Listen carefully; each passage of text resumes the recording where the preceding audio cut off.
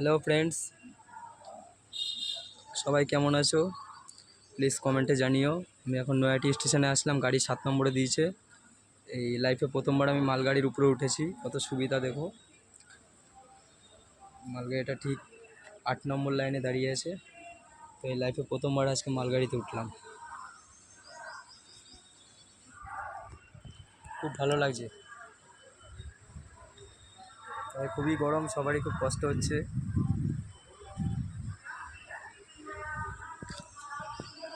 আমি ট্রেন নিয়ে আসলাম, এটা ডাউনে নয়াটি মাঝেরহাট হবে, 3টে 15তে ছাড়ার টাইম। এখন আপে ঢুকলো, ডাউনে 3টে 15তে নয়াটি থেকে ছাড়বে, এটা মাঝেরহাট যাবে।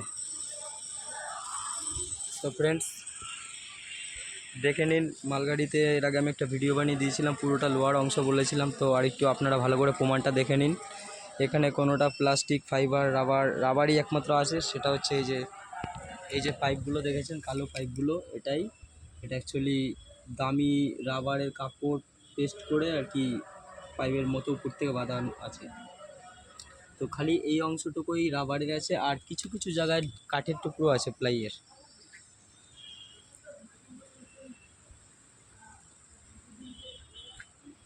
মালগাড়ির চাকাও দেখিয়েছিলাম, অনেক বড় সাইজের হয়, দেখে নিন।